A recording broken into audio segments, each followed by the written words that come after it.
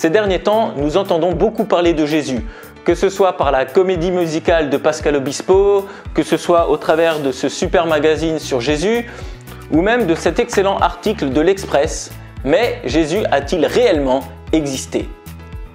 Les historiens s'accordent pour dire que Jésus a réellement existé, et cela pour au moins 3 raisons.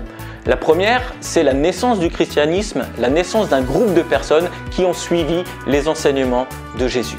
La deuxième raison, c'est que des historiens de son époque ont parlé de lui. Voici quelques citations. Vous pourrez retrouver dans la description de cette vidéo les liens vers les documents de la Bibliothèque nationale de France, d'où ces citations ont été tirées. Vers 110, Pline le Jeune écrit une lettre à son ami l'empereur Trajan et exprime ceci à propos des chrétiens. Au reste, ils assuraient que leur faute ou leur erreur n'avait jamais consisté qu'en ceci. Ils s'assemblaient à jour marqué avant le lever du soleil, ils chantaient tour à tour des vers à la louange du Christ comme d'un Dieu, ils s'engageaient par serment non à quelque crime, mais à ne point commettre de vol, de brigandage, d'adultère, à ne point manquer à leurs promesses, à ne point nier un dépôt. Après cela, ils avaient coutume de se séparer et se rassemblaient de nouveau pour manger des mets communs et innocents.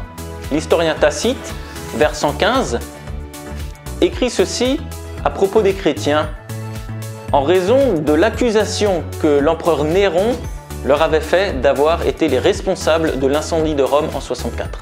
Pour faire cesser ce bruit, il produisit des accusés et fit périr par les plus cruels supplices des hommes détestés à cause de leur infamie, nommés vulgairement chrétiens. Christ, de qui vient leur nom, avait été puni de mort sous Tibère par l'intendant Ponce Pilate. Suétone, vers 120, c'est un historien, écrit ceci à propos de l'empereur Claude. Il chassa de Rome les Juifs qui s'agitaient d'après les excitations d'un certain Christus. Lucien de Samosate, un écrivain grec, écrit ceci en parlant de Jésus. Celui qui est honoré en Palestine, où il fut mis en croix pour avoir introduit ce nouveau culte parmi les hommes. Et il parle des chrétiens en disant « Leur premier législateur leur a encore persuadé qu'ils sont tous frères.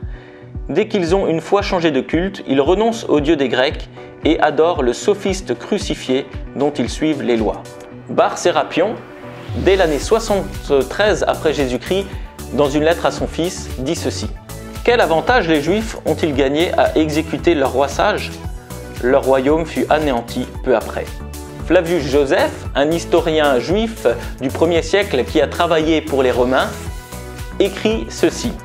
En ce même temps était Jésus, qui était un homme sage, si toutefois on doit le considérer simplement comme un homme, tant ses œuvres étaient admirables.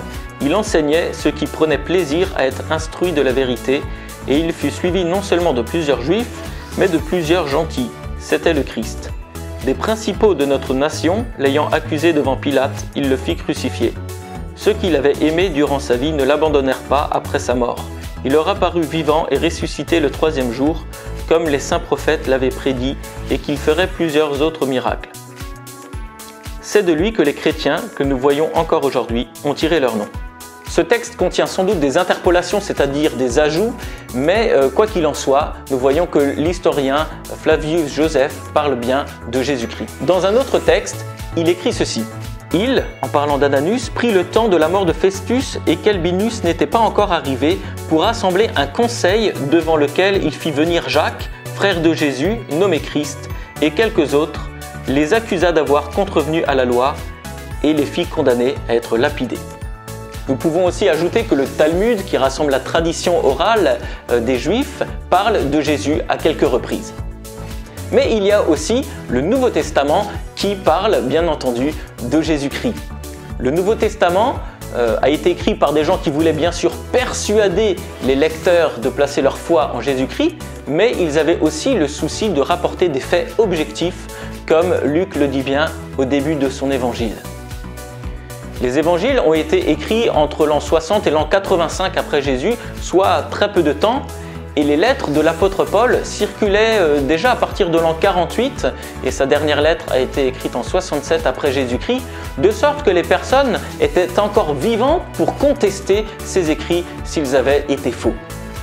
Ainsi, le fait que le christianisme a commencé à exister, le fait que des historiens du 1er siècle ou du 2e siècle ont parlé de Jésus, le fait que le Nouveau Testament parle de Jésus montre bien que Jésus a réellement existé.